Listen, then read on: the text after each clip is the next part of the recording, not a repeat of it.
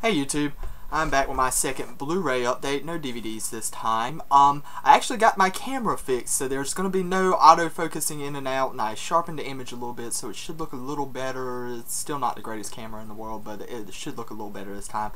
First up, I'm going to start with a movie that is a first time directing for this director here. He's been a writer and producer of several great 80s and early 90s action flicks and stuff like that, and I am talking about the wonderful Kiss Kiss Bang Bang.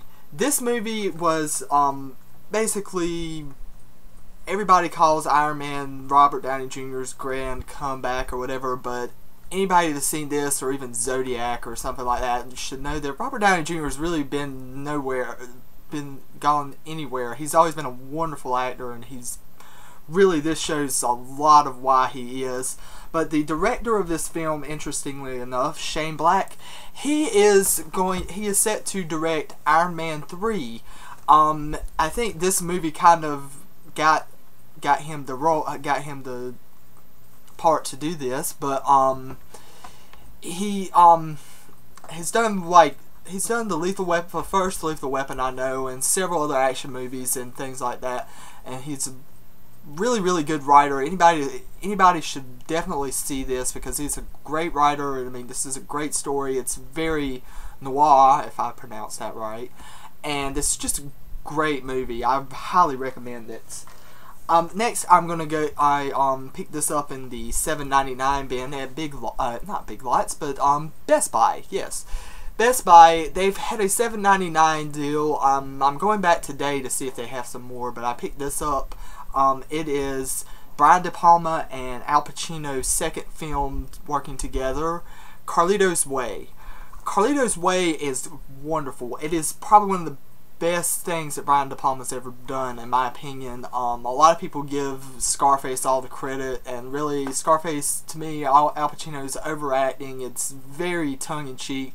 Great movie, but just very tongue-in-cheek, and somehow or another, Scarface is like the superhero for wannabe gangsters now or something. I don't get that, but anyways, this is a wonderful story. I mean, this got Sean Penn in one of the roles you probably never expect him to play, but it's really great, and Sean Penn is great as well, and Al Pacino's not overacting in this, and that was my problem with Scarface too. He overacted and started degrading into screaming towards the end of the movie, and just yeah, pretty much Al Pacino and most all his movies now is just screaming and just, yeah. But anyways, moving on, I also picked up Braveheart.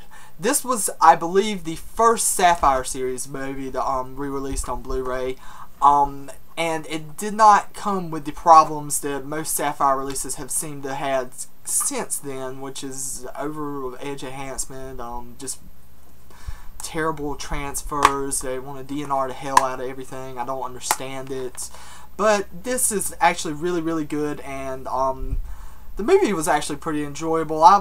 I liked it. I like these big historical epic movies that take about 3.5 hours long to take to get it in, but like probably after the first hour and 20 minutes, this is just balls to the wall action and intrigue, and just great movie, honestly, before Mel Gibson went nuts, so to speak. And last but certainly not least, I have the wonderful Criterion Collection version of Fear and Loathing in Las Vegas. Now, a little history lesson on this. Universal released this on Blu-ray first, and I picked that up about a year ago now, maybe.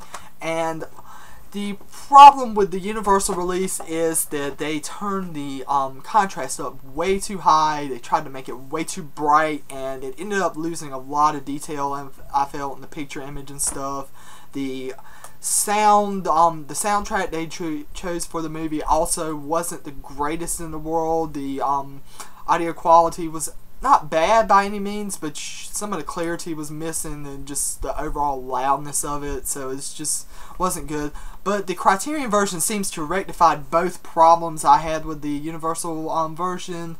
They put a 2.0 original mono soundtrack up here which is just wonderful. It's a true HD track, and it just sounds fantastic. The clarity, everything you hear somebody say is just super clear, clean. It's wonderful. Also the picture quality is heads and shoulders better than the Universal version. I have no complaints whatsoever about this. Criterion always seems to do a wonderful job with any movie they seem to put out. And also I was going to show you, it comes with this lovely, lovely booklet. I'll flip just a quick flip through here. It goes over the history of the movie, gives credits, a nice little story here, which I have yet to read all of it. My ex-girlfriend had the DVD version of it, and I actually kind of missed the the screen they had up there. The loaded screen was just an awesome graphic that they did not seem to port over to the Blu-ray, which I don't understand that. But anyways, it's just wonderful. There's also a page where it just talks about all the restoration work that went into this transfer. I'm so happy that Criterion got the rights back to this movie. It's just a wonderful movie. It's just one of those movies you watch and I could watch it a million times over. I cannot tell you what's going on because I've never done a drug a day in my life, but somehow or another just watching all this crazy stuff go on is just hilarious to me still to this day. But that's pretty much going to wrap up my Blu-ray update today. I do have a Thor review coming in. I went to see Thor last week, and I'm going to give my thoughts on that.